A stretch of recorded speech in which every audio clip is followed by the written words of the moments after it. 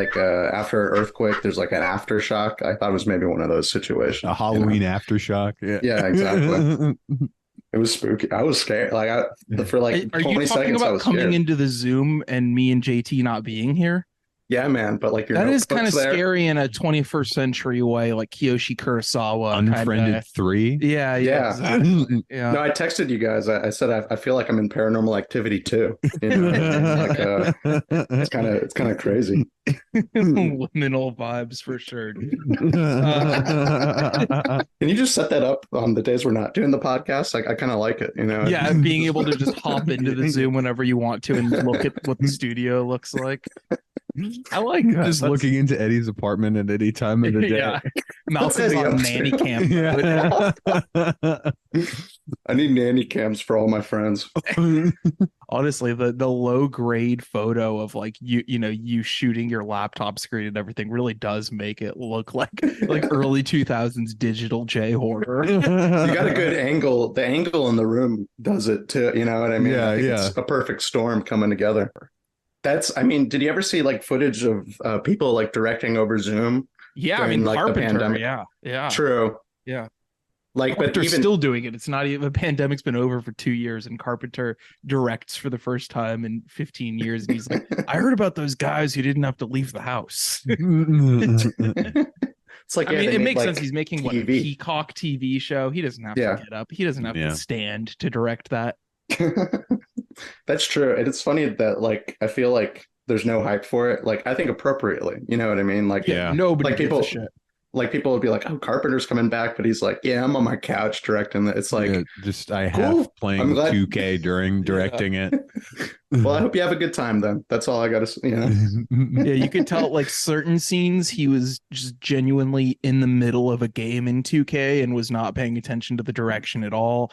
And then some scenes it was like he was doing the off-season maneuvering, so he could look over at the monitors here and there and be like, oh, come on guys, you can't frame it like that.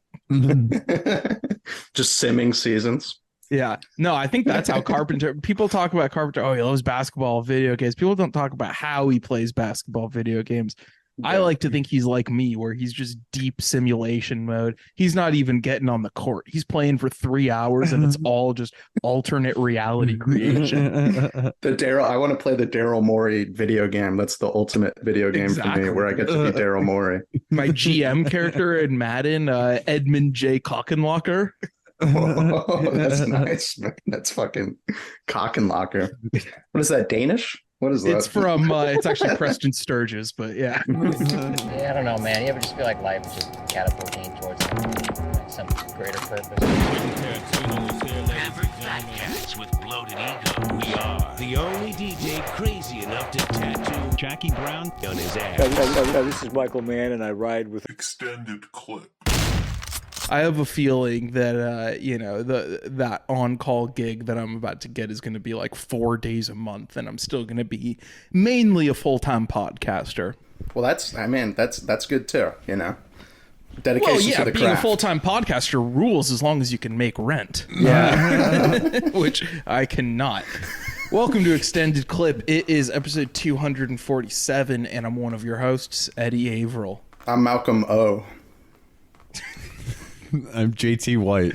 The story of Malcolm O today. We are talking about Riki-Oh, the story of Riki, directed by Lam Nai Choi, starring Louis Fan Si Wong. This is one of the all-time legendary gore / splatter movies. This is a category 3 trashterpiece, if you will.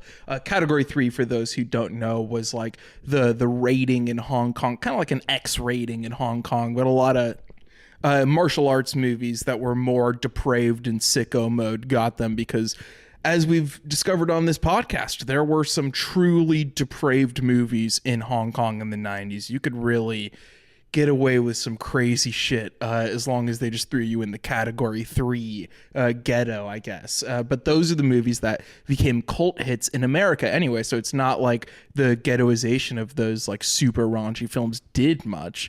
So many of the most huge cult splatter and gore type movies, were suppressed in their own country and then became huge cult hits overseas.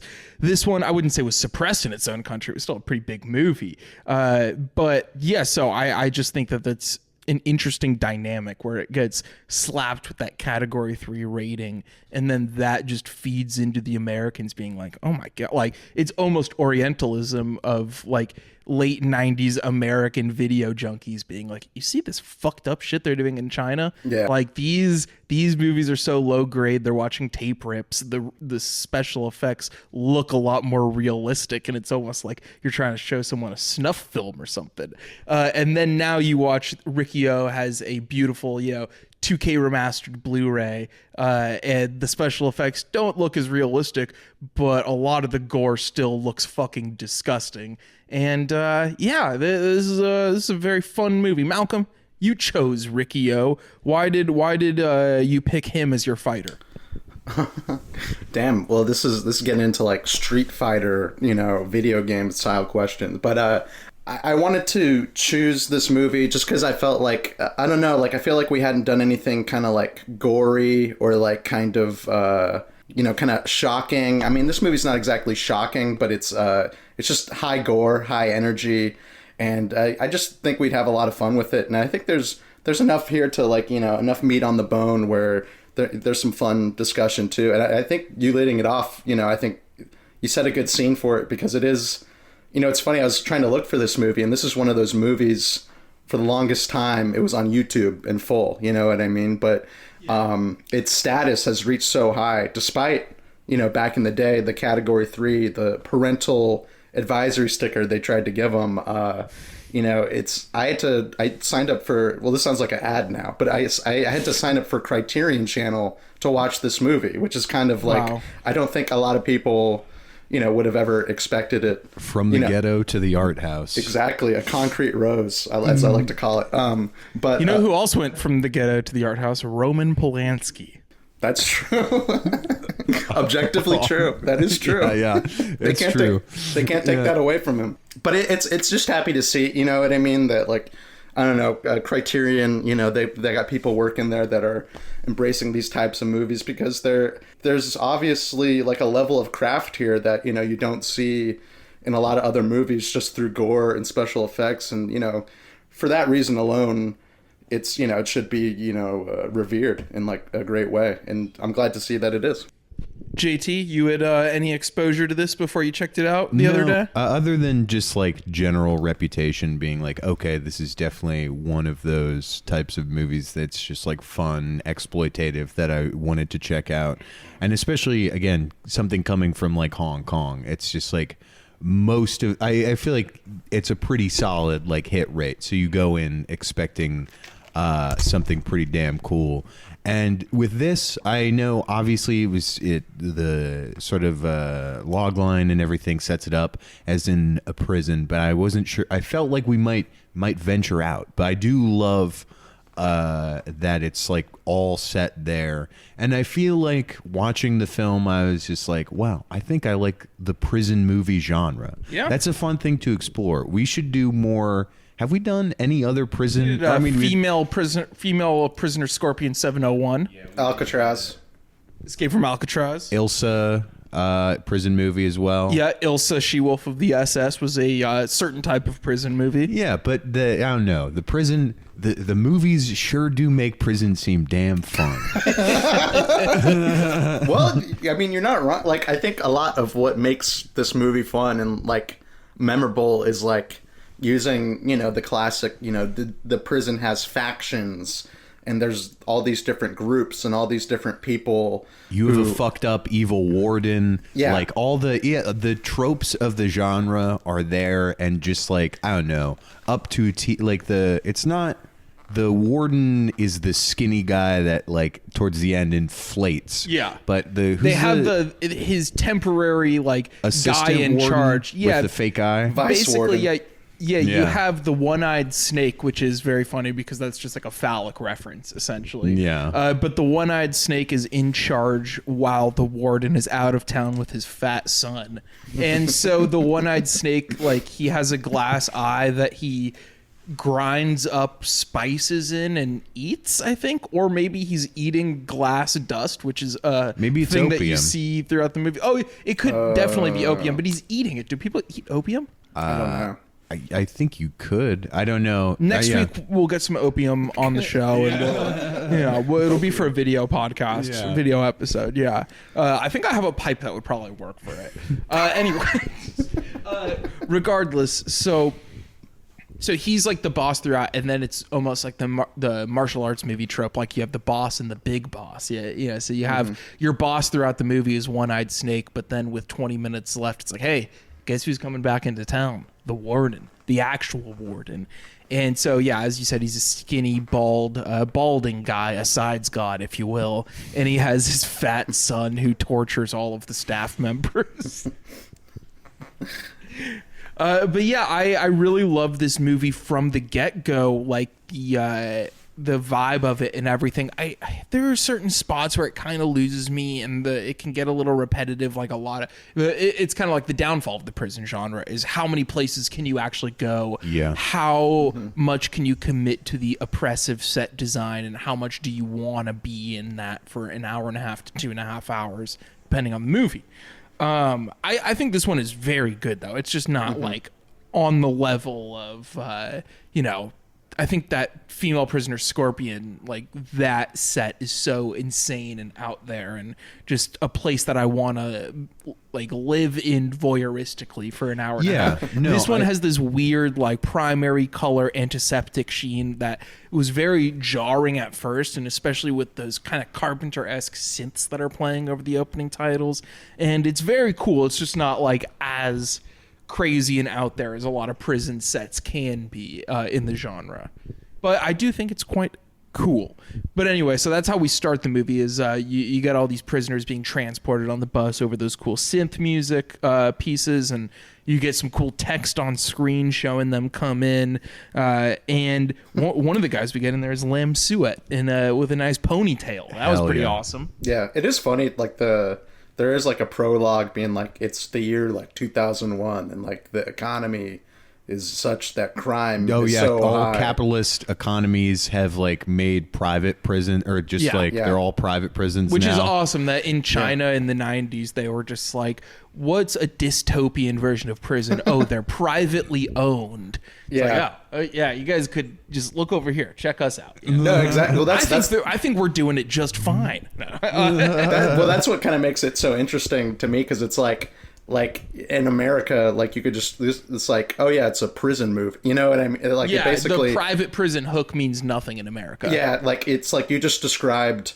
a prison movie, but like it's kind of, in retrospect, kind of funny to realize it's like, oh yeah, I guess that's maybe not common everywhere, you know? Yeah. No, I mean, this movie is very obviously about like when you get past it being about its own gore and sleaze, it's about the evil and oppression of private prisons, and also how no one can hurt you if you're buff enough, and if you learn the right type of martial arts that involve both inner peace and being super buff. I think this and Running on Karma, the Johnny Toe, are both similar in that, where it's like the combo of being shredded and also achieving inner peace help you make pain not exist, and I think that's pretty awesome. Yeah, no, I love an action movie like this where it's just like the guy is like unbeatable, just know from the beginning, like, and it is, I feel like, something that's always going to be kind of difficult to balance, because it's just like, okay, what's the heavy, are they get like, how do you match someone who you've seen like from the beginning been like, oh yeah, there are 4 bullets in my chest still, I just kept them for like a souvenir, and just but they beat his ass up pretty good. He does get tamed, you know what I mean? And I love, the fighting style in this movie. You know, obviously, I think the kills and the violence is what makes this movie unique. And, and these are, kind of like the main events in the movie. And kind of, I don't know, like the fact that like his fists like punch through human flesh as if they were like clay pots or something like that is very entertaining and unique. And I feel like constantly throughout the movie, you know, it's very detail orientated. You know, even I guess even outside the fights, it's like to give such a bland environment, like a prison, you know, a little bit of spice. You know, you really the stuff that your characters do is going to be more important, obviously. Yeah, even in their small movements and kind of like I just think of random small things like. I feel like when the Gang of Four is like walking in tandem with each other, or like when they like turn around, they like all turn around at once. It's kind of like fun, goofy details like that take something that could be, you know, just standard action fare and just really give it a sense of personality and drives it like over the top into a very fun place. Yeah, and while I would definitely agree with Eddie that the set design isn't as expressive and enjoyable as like some of the other like fun prison exploitation movies, I do like the moments where they sort of take like the set in interesting ways, like the big when they burn the big poppy field and that's happening in the background of the fight, and towards the end when Riki is like fighting one of the last of the four and the bars are like bent around his arms to trap him, really and they have that jail cell that has like the collapsible ceiling. It's just like it's so fucking sick. Well, yeah, when they turn certain sets into like saw traps, I love that, you know, the meat grinder and the ceiling that falls down and everything. Like I think maybe I undersold the production design of this movie, because I think that like for what it attempts to do, it is really good. It's just after a while, it's like, all right, we've been here for 90 minutes. Yeah, exactly. I'm trying to find what it is that's holding this movie back for me, because I can't really find anything that I think is bad. I just find things that I think are good, not great about it, you know?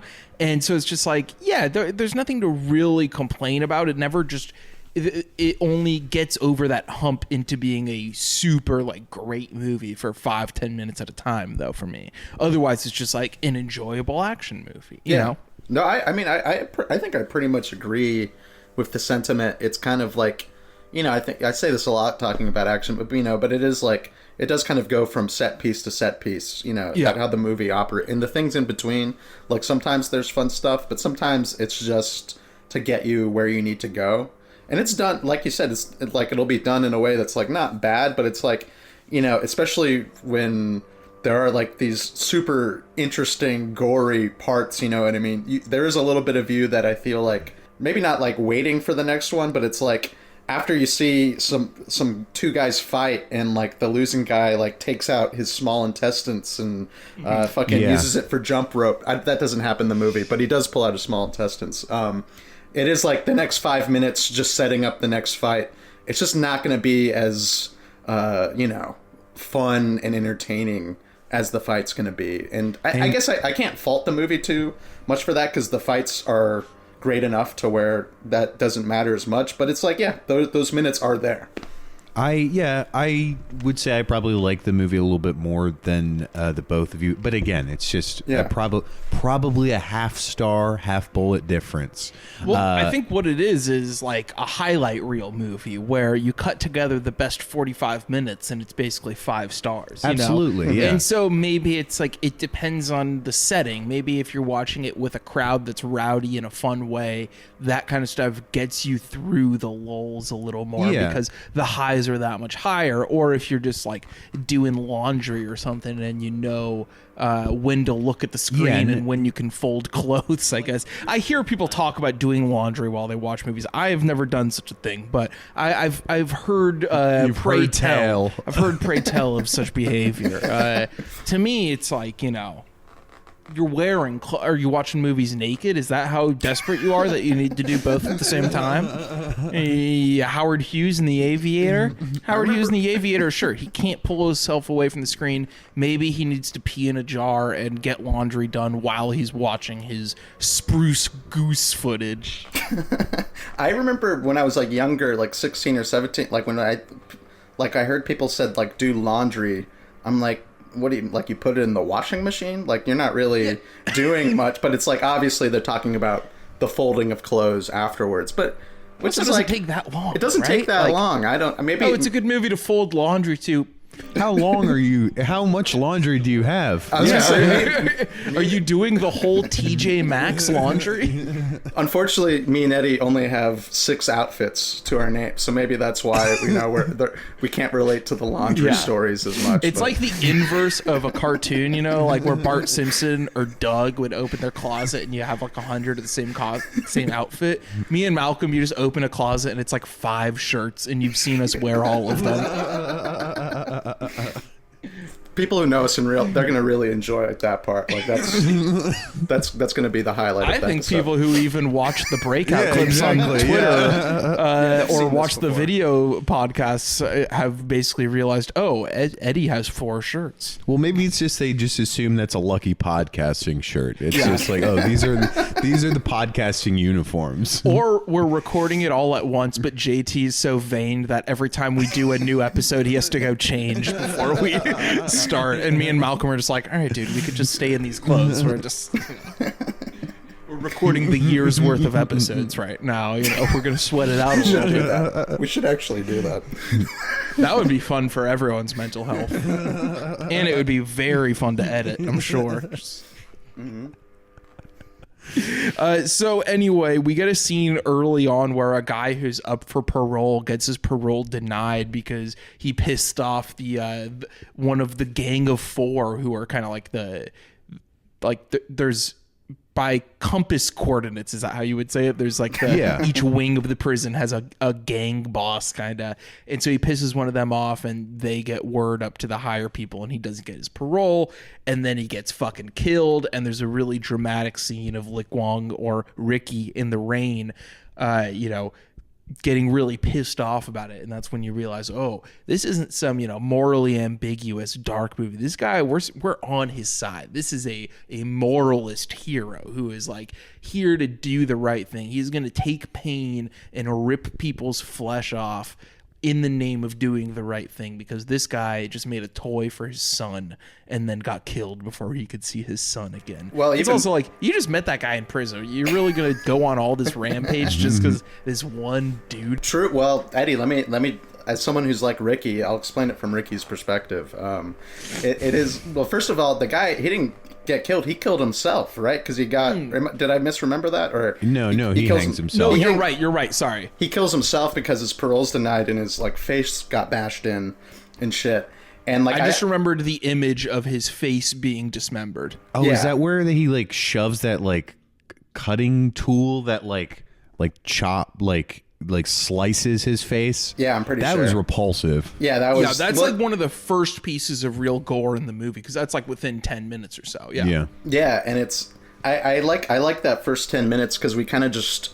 we're kind of meeting the characters, but there's kind of a focus on this downtrodden father, you know what I mean, who doesn't get... parole, even though, I think this is great. Like it's all the table setting we need. It's like, this is a guy who he lived a good life. Like I think in the movie, like they make a point to be like, yeah, like he just accidentally got in a car wreck and like ran someone over. Like that's why he's here. He's what's, a society member should be, you could say, like he's a working man, had a family, like he was good, and like, it doesn't matter, like these ruthless prisoners, man, that they'll beat anyone up. So it is kind of I don't know, like I do kind of like the Job style. I like a Job style character, like a guy who does everything right and then he's still punished for it. You know what I mean? That So I was with Ricky where I was like, that kind of shit. This is fucked up. I hate this. This is fucked up, dude. Society's leading us to this place. I gotta fucking tear people's guts out with and that's yeah.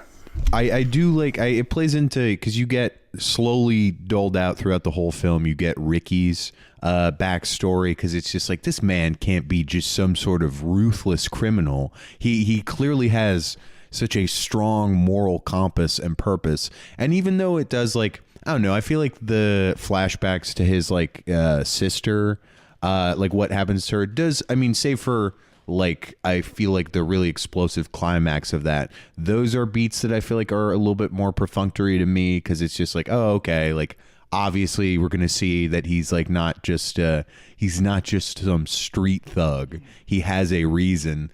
to be in jail. But again, I like that. I don't know, that moralizing element of it is very fun, and especially like, I don't know, I feel like it's baked into a prison movie. Yeah.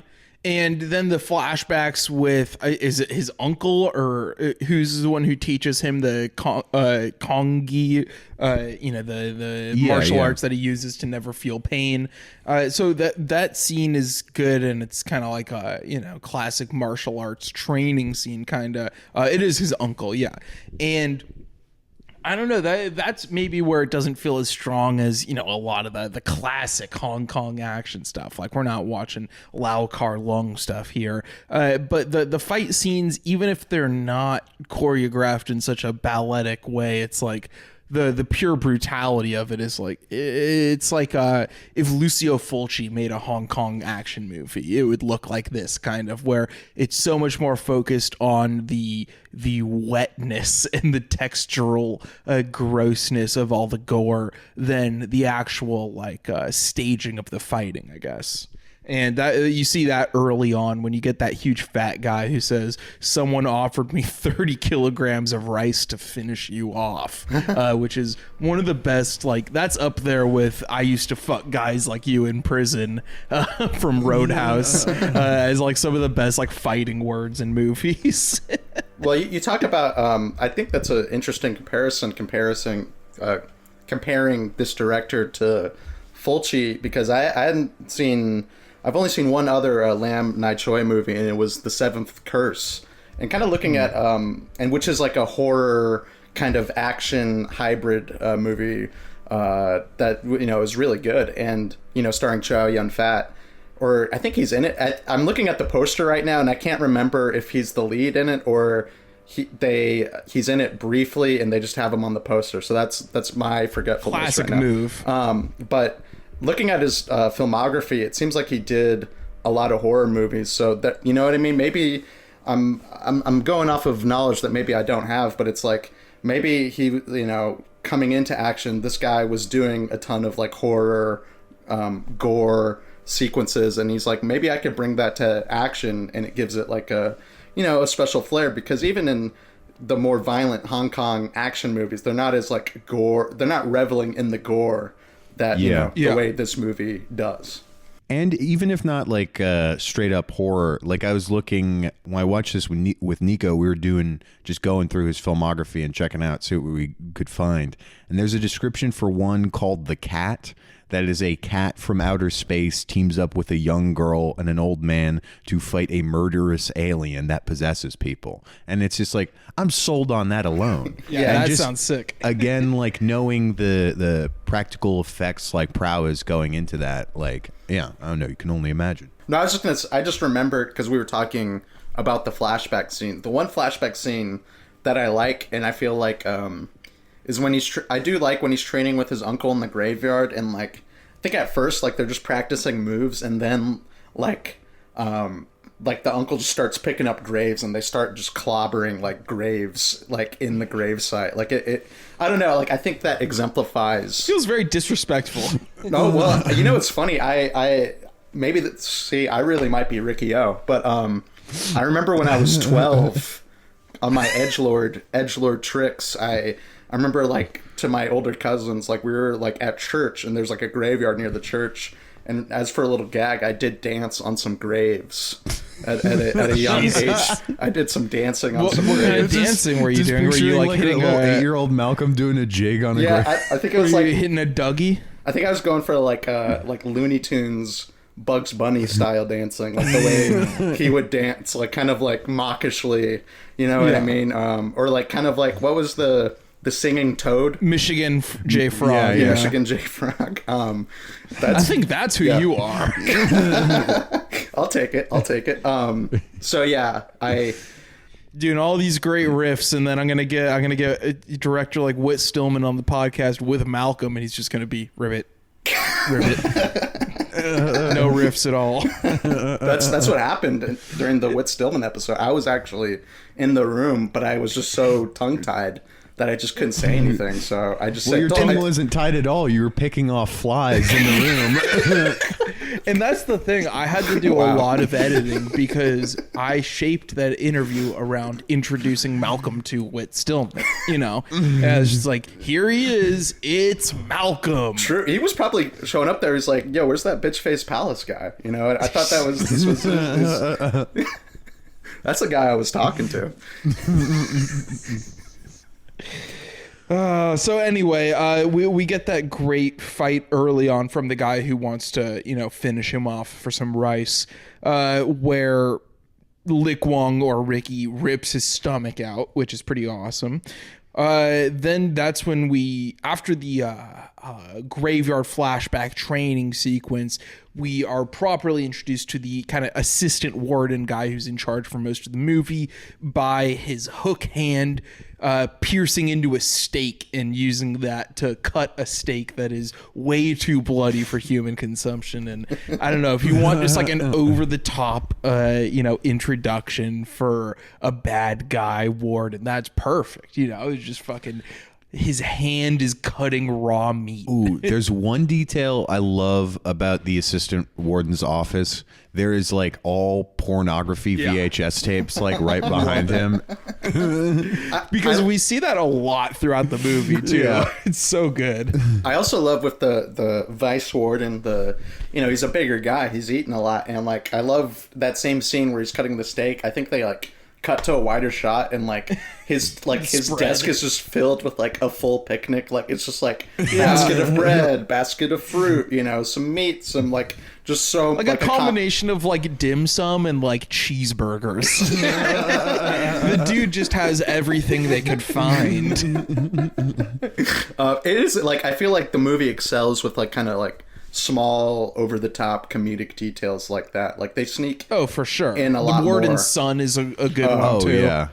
I mean, yeah, that's almost like a lost trope, kind of like the spoiled fat fat son, little boy, spoiled fat son. You know what I mean? Like it's such a funny. Like, you might as well be licking a lollipop, Yeah, or like the propeller hat. Like that's It does look like he's wearing like a very Boy Scoutish wardrobe there. And he has like buttons on his shirt. I think that's why it very much feels Boy Scoutish. It's like he has his honor badges or whatever on his vest. But he's no Boy Scout, I tell you what. Yeah, but we'll get to that. That's later on in the film, because we are still. I mean, not that we usually go plot point by plot point, but that is like much later in the film that you meet the warden finally. Which I guess it is kind of smart plotting because this film doesn't have that many plot points to hit anyway. So you might as well save the warden for the very end because then the momentum can crank up so much as you get the warden and you see the wrath of his powers, and then you see him transform into a giant, and it's a good escalation of beats there. But the middle is probably where it just loses me in between the gore scenes. But then so many of the great gore scenes are in the middle, like when they fill his mouth with razor blades. Oh my God, that's horrifying. It's what the Joker says, how he got his scars. Yeah, no, because they put the like razor blades in his mouth and then like put the tape on it, smack him around, and he spits them back out at him. Oh, it's so fucking cool. It gives me the heebie-jeebies. Remember when I was talking about like watching like prison brutality videos on the podcast or something like that? Yeah, that was troubling. Well, it just obviously like the movie reminded me of that, of those, but obviously this movie is way more fun and creative with the gore. I don't even know why real I brought life it up, prisoners are. They should. We're going into prisons and showing them like some Hong Kong category 3 movies so they can get creative. People like in prison on fire. Kind of thing. Yeah. Just rolling up like, look, guys. People talk a lot about prison reform, but I don't see any action. I'm going into the private prisons of Philadelphia with DVD rips of Prison on Fire and the story of Riki-Oh and female prisoner 701 Scorpion. All right. That's true. I don't know what you're doing, That might like help, that could solve some things. I don't know. What could help morale. Screening prison movies in prison? Like, I don't know. That might work. I remember Tarantino being like weirdly giddy about the 16 millimeter print of Reservoir Dogs that would play in prisons.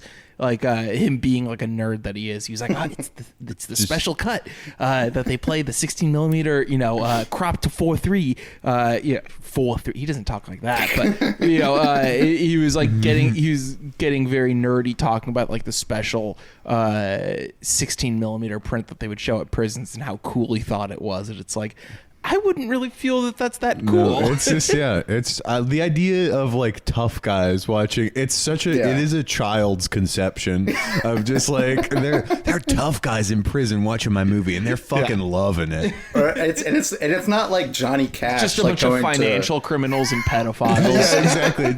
White collar prison. Yeah, no, that's why they call it white collar. Yeah. What were you gonna say about Johnny Cash? Oh yeah, I forgot. But Johnny Cash like performing live, like it's still like not as cool as like they make it, but at least like he's there, like interacting, like it makes getting people to hoot and holler with him. Yeah, exactly. Like Tarantino's just like, there's a bunch of should do an intro guys. in a prison. He can come with us. So like next time around we're going showing Hong Kong movies. True. Yeah, maybe we could. But like they hate us because we do like lengthy intro, like nerdy intros, like they do in real life when you go see a movie. Or like, I just want to watch the fucking movie. Now, did you guys hear about Johnny Cash in the news yesterday? No, I don't think so. Now, we may think. A lot of people remember Johnny Cash for his great country ballads, great kind of outlawish country songs, and the prison concerts, and late in life his covers of popular songs outside of the country genre. You guys are aware of this, right? Yes, I'm familiar. Yeah, Nine Inch Nails and the Metallica, and I think the Metallicas were on there. Yeah, but just yesterday it was unearthed through the power of artificial intelligence. Artificial intelligence lets Johnny Cash cover Taylor Swift's Blank Space from Beyond the Grave. Wow. Now, if you guys would like to hear Blank Space Johnny's version, I just think that like it's such like a really important moment in music history that we're getting, two of the greatest singers of all time, artists collaborating. Let me turn up my headphones. Of ex-lovers, they'll tell you I'm insane, 'cause I love the players and you love he does have a nice voice. Yeah, he does. We'll take this way too far. Wow. I think Johnny Cash has really come a long way from his cynical, and depressive past to really embracing the fun of music from Beyond the Grave. Yeah, we need more pop to That is this. good. Yeah. Yeah, Cash like that. Yeah, Malcolm giving it the same treatment as finally hearing Blank Check. It's not bad. It's not bad. It's. I mean, it's like Cash. It's like he's still here. Wouldn't it be nice if he was still alive? Here. I bet he would. So.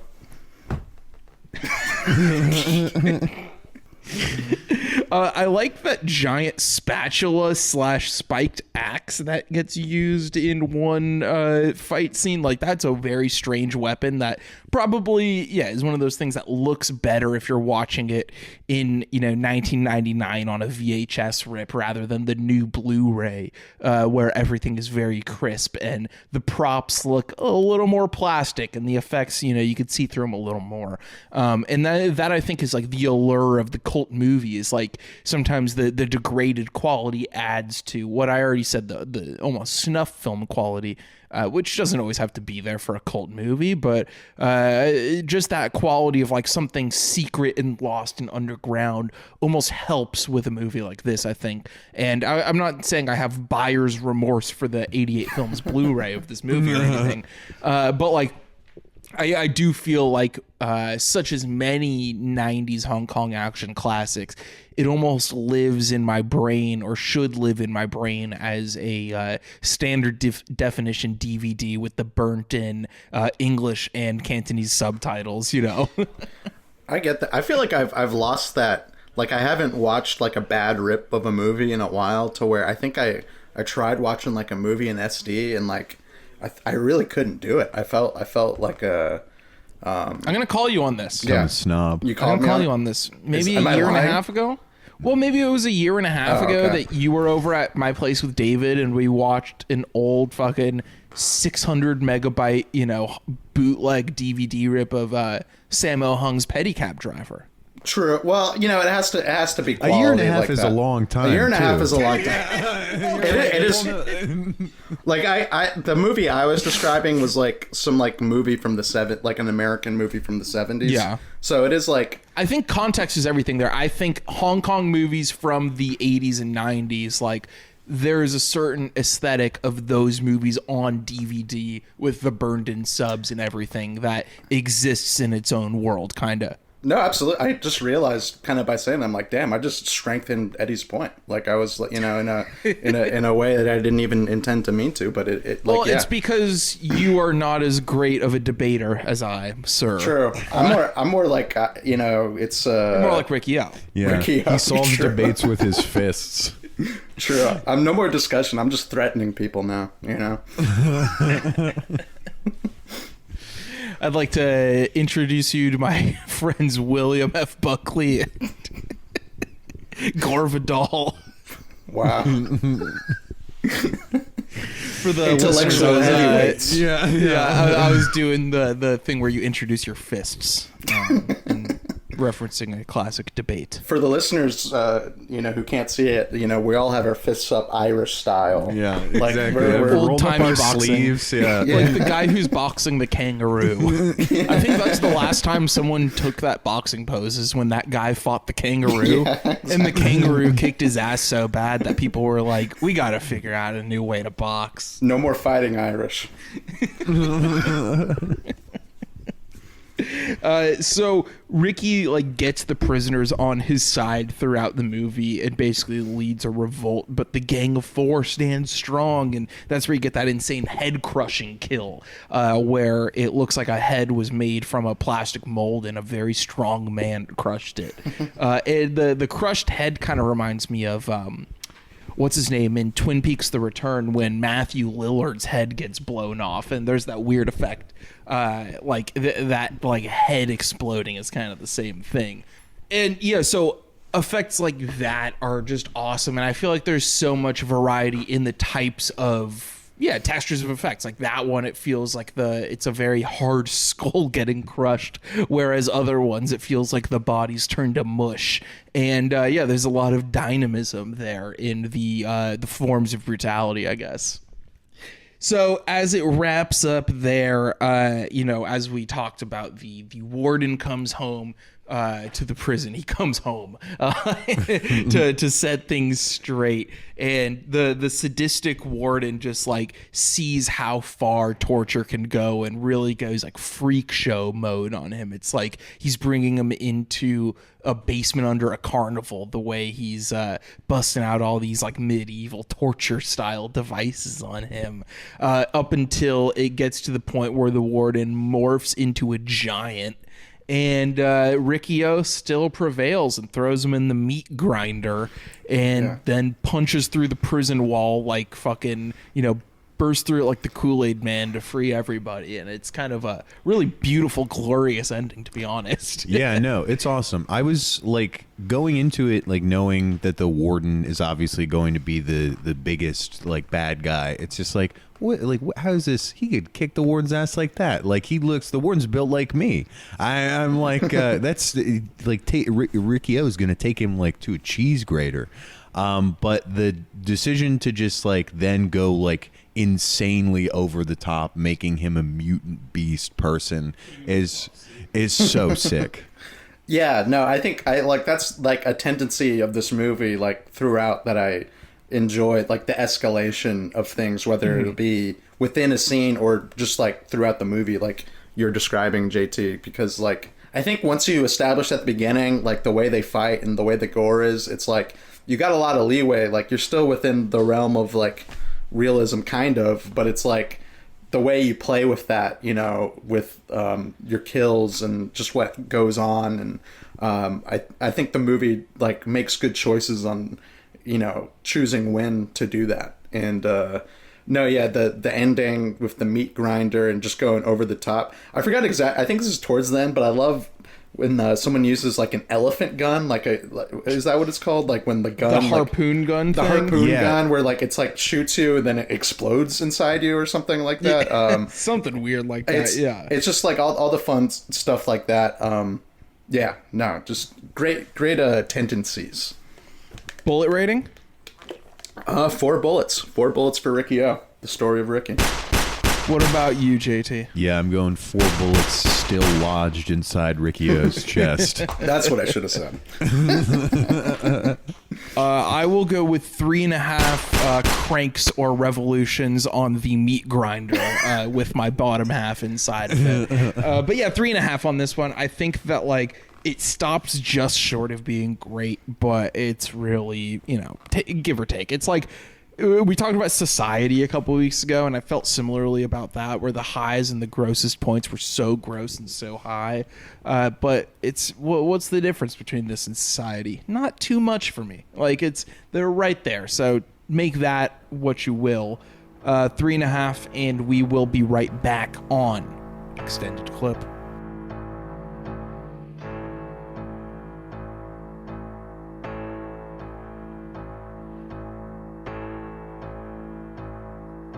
Someone gave me 30 pounds of rice to finish you off and turn you into mincemeat and put you in a pie. Think you can do it?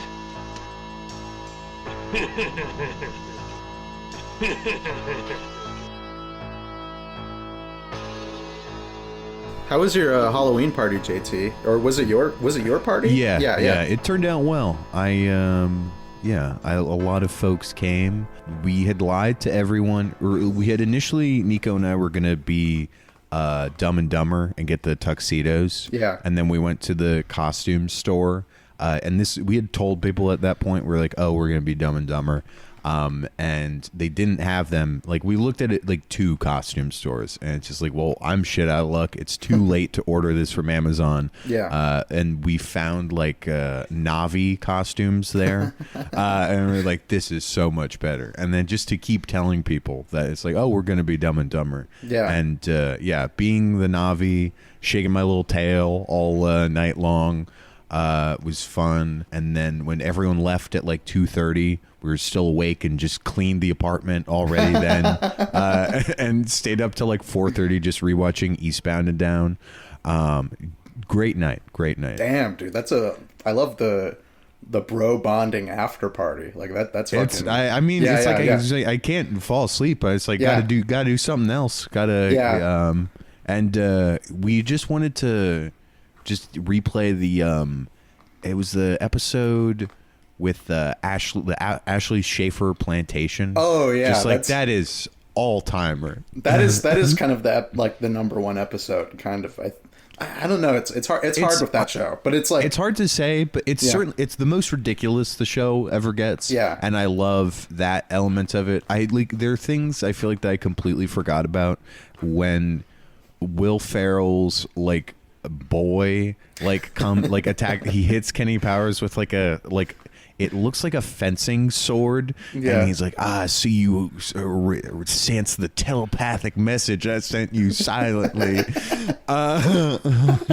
You know what it feels like? No, like them in Last House on Dead End Street, like in the middle of the movie, there's like some flashback to like some house party that was like 70s house party, but like the wife was in blackface and they were all just like whipping her and stuff like that. It has that type of vibe, like just like the most evil, just so many weird aspects, just like so many weird evil details about like Will Ferrell's like mammy, like being in black, or just like the black mammy, like he's like he's saying, oh, this Fanta, I'm full of Fanta tonight. And he, like, they have the 2-liter bottle on the table, but he's drinking it out of a wine glass. Just like, so much of that is like the most horrible, like, just, it's perfect. Yeah. Did you do anything for Halloween? Yeah, no, I went to a party too on Saturday. The night of, like, Tuesday, I didn't really do much, but, Tuesday. Yeah, fucking, I'm a weekend warrior. But yeah, Saturday I went to a party and like I thought it was like I was a little bit tentative going in because it was like it had like a plot to it. It was like plot? it wasn't just a, it was like a, Was it like a murder mystery thing or? Yeah, it was. And to be honest, I had it wasn't that long, you know what I mean? Like it was just like kind of started it out and then it's just like a regular party there on out. But it was I don't know. I just assumed the worst, you know what I mean? And it was Exactly. It's Yeah. not, I don't like coming into a party with like an assignment, like Totally. something I have to do. Totally. But I figured, like, I was like, you know, you have as much fun with something as you're willing. You know what I mean? Like, I got to buy in. You know what I mean? Yeah, exactly. As much as I can. What was the plot? It was like some cowboy, it was cowboy themed, Western themed. And it was like just a murder after like a poker game. And there's like rolls or whatever. And like my friend who was hosting it knew that I wouldn't be so into it. So he kind of just gave me a very small thing. And I could kind of just fuck around and subvert it, you know what I mean? But no, it was a good time. And Did you have a costume? yeah, well, you know, it was funny.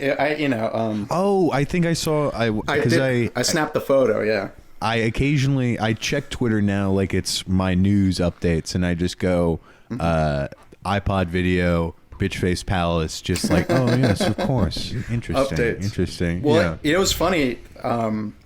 Like I was gonna go very low effort on the costume, of course. Like I'll just buy a cowboy hat.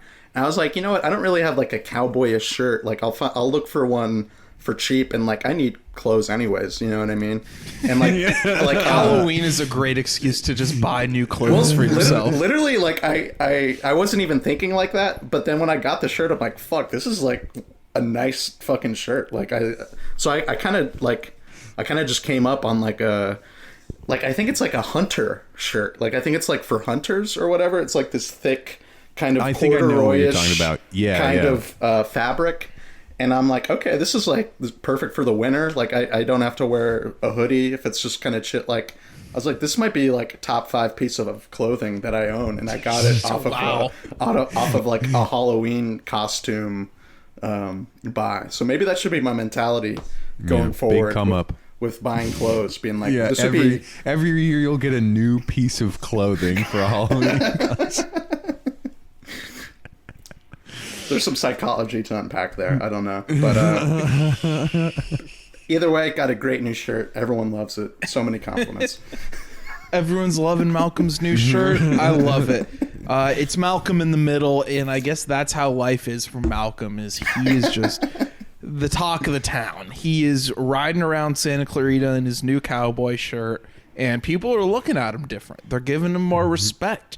They're treating him like a man who's been here before. And I think that's what the cowboy shirt is all about. It says that you've been here before. It is. I'm just adapting to Santa Clarita culture. I'm just becoming a guy from Santa Clarita. So I also did not miss Los Angeles in the slightest, but then you said that you don't even have to wear a hoodie for winter. Oh, yeah. And No, you it's could just getting wear a cold long now. Yeah. No, it's been like mid to high 30s throughout most. Bundle I just up. On our little break between segments, I hopped onto the fire escape to just get into the cold. You know how some people take a cold shower to wake themselves up? Yeah. I just stick my head out into the cold air. that's raw. You know what I mean? That's I'm a raw type of guy. Yeah. Do you That's have some a big athlete winter shit. coat? I do not have a big winter coat. I have a big winter coat, but I'm going to sell it because it does not fit me. It's very large. Got to come up thinking on that coat. Montclair, Margiela. What are we thinking for the new coat? If anyone in the tri-state area listening to this podcast would like to either buy a Gore-Tex very large black jacket from me or trade it for something that would be more my style, hit me up. Fashion swap. I think this is becoming. I think me and Eddie are getting into fashion now. I think we're finally. It's kind Malcolm of bought his 4th shirt, and I'm finally buying a jacket. I think we're like fashion guys now. I think I could buy it.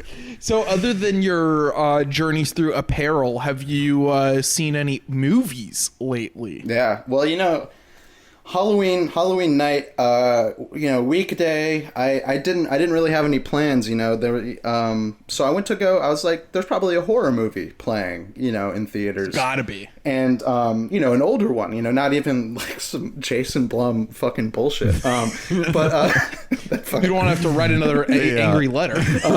some Blum nonsense. But and I saw, of course, Halloween is playing, but I've seen Halloween before. I think I saw Halloween on Halloween like 5 years ago, and that was the first time I saw it. And I saw there were at one theater, they stood out.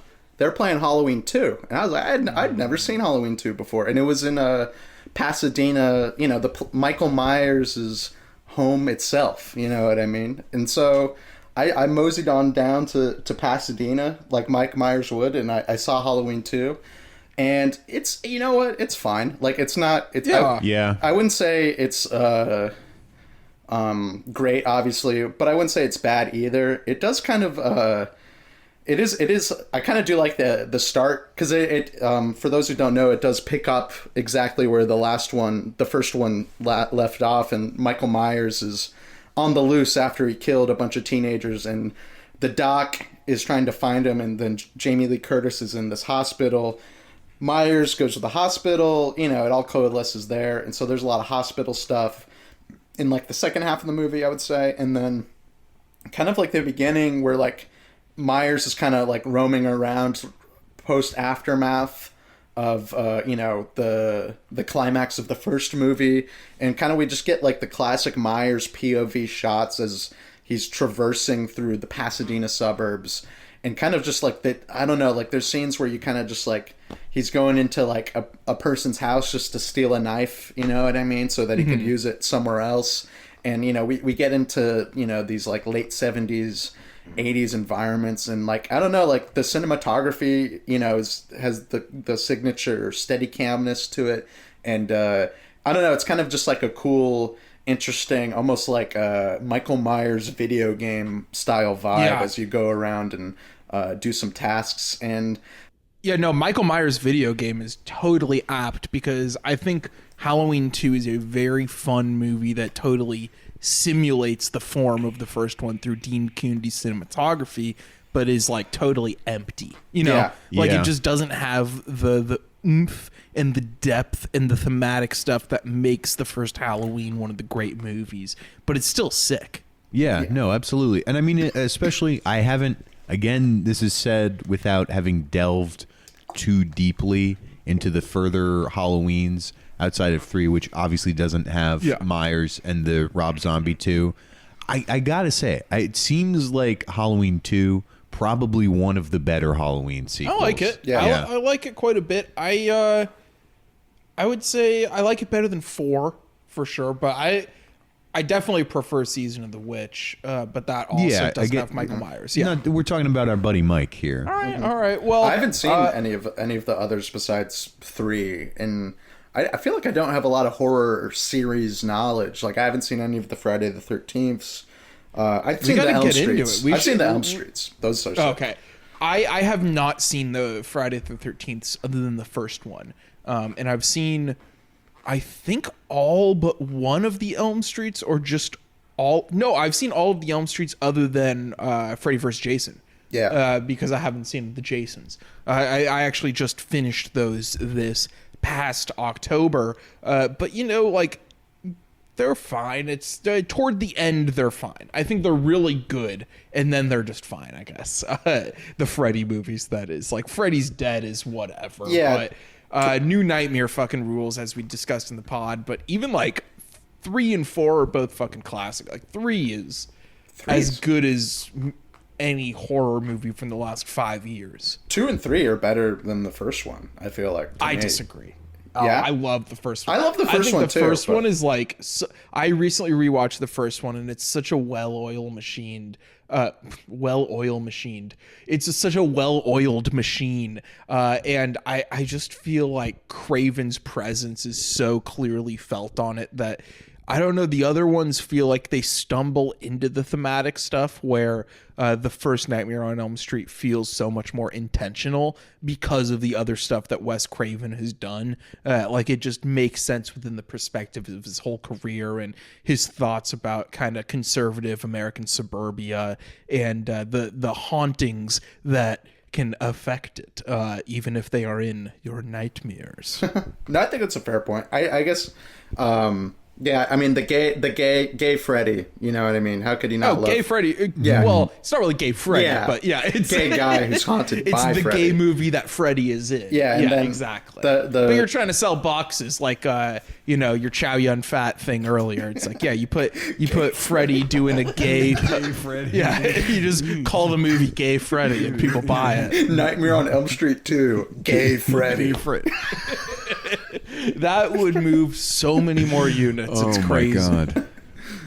Have you heard about that screenwriter just denying the gay subtext of that movie? Yeah. Just like, no, dude, what are you talking about? Dude. He's just deeply Some of those closeted. 80s horror guys are, either deeply closeted or deeply reactionary. Like, Yeah. I remember Fred Decker, the guy who did Monster Squad and Night of the Creeps, but I saw him do a Q&A for it, and he just, like, unprovoked went on this tangent about how, camp, it always gets associated with gay, and I hate that. Camp used to just be about fun horror movies. It's like, dude, man. what are you? That's so funny. Nobody is talking about the gay stuff. Like, nobody mentioned any gay stuff at all in the Q&A. Yeah, that's Maybe that's why he kinda hasn't made a hectic. movie in 20 years. Because he keeps bringing ideas everyone likes, and they're like, "Wow, that's kind of like influenced by." He's like, "I'm not gay. Stop it." Yeah, exactly. I think he wrote Predator 3, and that's like his only other stuff other than like Night of the Creeps and Monster Squad. Yeah, Shame on him. yeah, shame on him indeed. I want to make a remake of Nightmare on Elm Street 2. Oh, actually, Mr. Decker, that would be really good. That film's had a big cult revitalization due to its gay themes. What the fuck? I'm remaking it to make it straight. To wrong, it's I'm fixing it. fixed version.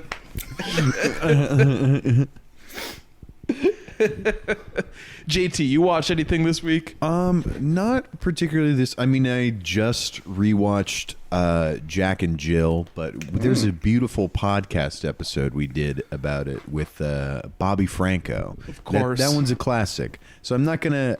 And that movie. The last thing I'll say about Jack and Jill, that movie just each time, and like so many Sandler movies, like get warmer and warmer on repeat viewings.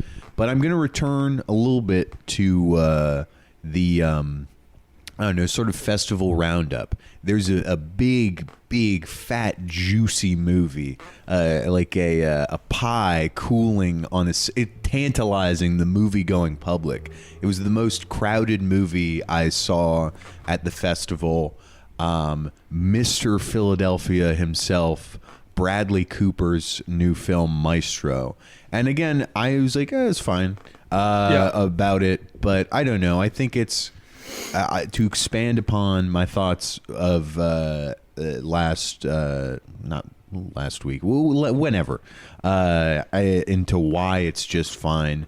I think Libatik's cinematography obviously is sensational. At some points, it's like a little bit like, I don't know, showy. I feel like in kind of an annoying way, like check out this extreme long take, like kind of like flashiness to it. That I don't know, kind of rubbed me the wrong way. There are parts that I like. Cooper's performance in general, I think, is fun. I mean, the Bernstein character is someone I relate to a lot because he likes to party. And have a good time, and he's torn between like very private, like artistic creation and like just work like that, and then just loving being around people and just being like making work, and then also being like a performance himself. And I think that aspect of the movie is interesting, but again, I don't think it's explored to the fullest extent. It's like heavily about his relationship with his wife, portrayed by Carey Mulligan. And there is, I don't know, kind of a centering of Mulligan's perspective that I like understand why Cooper did that, because it's just like, okay, behind like this powerful, like just, I don't know, artistic genius, there is a woman in her own right who like has great artistic ability, great actress, that sort of gets left by the wayside, like for a variety of reasons, obviously, like the gay relationships that he was having. I guess it's what? like, I think it's, I don't know, just going off of the movie, like sort of in secret, sort of her like being complicit in it and like allowing it to happen. And I don't know, there's some really fun, or I mean, not fun, but like there are moments in the movie that really work. And there's a very great scene where Maya Hawks is playing his daughter. And she has just come back from college. And Carey Mulligan is like, look, like, there are rumors about you that your daughter was like talking to me about. Like, you should probably talk to her about that. And there's just like a really sad scene where he like just goes, sits outside with her, and he's like, yeah, no, people are jealous. Like, people are jealous. There've always been haters. Like, they're jealous. Just let them talk. And she's like, oh, thank God. Like, that's good. And there's just like the way he's able to focus on performance throughout the movie at various points. Like when she says like it's fine and it's good, we linger on Cooper a lot. And like, it's not really overselling it to me, and it's like a very beautiful moment where you're seeing like a character experience a lot of deep inner turmoil, and that happens throughout the film with various characters, and those moments are strong and affecting to me. But yeah, other than that, it's very messy, but I don't know. Like, I know people will really hate it too, like nice. Bernstein heads, like it's just, I don't know. It's not enough of the work too, but it's very, it's hard to make a movie about an artist, I think, because a lot of it, like making art is very boring. Like, it's how do you make that exciting? And also, how do you show a person get like inspired? Like, how do you show what they're drawing from their great work? I think it's very challenging to make a movie about an immense artist that like does them justice. I think I can point you to one. I think it came out about a year ago. It's called The Fablemans. Oh, yes. It's called Marlowe. I just what? No, that doesn't really make, you know, Well, the I guess artistry that is on the art of being Liam Neeson. Yeah. the art of detectiveness, you know, detectivery. Simply existing is an art if you are Liam Neeson. Just circling back to the Nightmare on Elm Street stuff, since I did rewatch and watch those like I do every year, I just wanted to say, yeah, like I think that the first one is the most complete movie with the best like intentionality behind it in terms of the combination of script and execution. But as they go, of course, like what they becomes much more comfortable and rewatchable. Like 2 and 3, like you said, Malcolm, you said they were better, and on instinct I was like, no, they're not. But something like 3, I think, is much more rewatchable than any of them. As opposed to Halloween. Well, Halloween, I also really love 3, but I watched the first one the most. Nightmare 3 is really a special movie of the Dream Warriors, that is, in terms of the outlandish set design, like taking yet another step up after the first one, where every kill has some sort of insanely imaginative design to it. Whether it's the puppet string one, that is just the best, the marionette kill in the third one. But yeah, just shout out to Freddy. You know, we're putting you to bed. It's November 2nd, November 3rd by the time this comes out. I'll see you next year. But I just wanted to say one last goodbye to my old friend Freddy Krueger. Yeah. He'll be in our dreams. He's I hope not. So that's going to do it for Extended Clip this week for the main feed. Next episode will be the Patreon feed. So you can always go to patreon.com/extended_clip. The link will also be in the episode description. It's like anywhere you find us online, you're going to find that link. You're going to sign up for $5 a month. You're going to get a bonus episode every single week. This coming week, Tuesday's bonus or Monday's bonus, whichever day it ends up coming out, will be on The Departed. I was in Boston 1 year ago. I was just about to come back to LA, and I was like, I had a great time here. I can't wait to go home and someday watch The Town and watch The Departed again and think about my great times in Boston. So that's what I'm going to do on the 1 year anniversary of coming back home from Massachusetts and becoming a masshole for a month. Is Martin Scorsese's best movie. Just kidding. But I'll talk about which ones it is better than. That'll be a subject of debate. Who's hot, who's not? That's what we're talking about. Who's on the hot seat? Marty, you're on the hot seat. All right, that's all. Goodbye. Bye.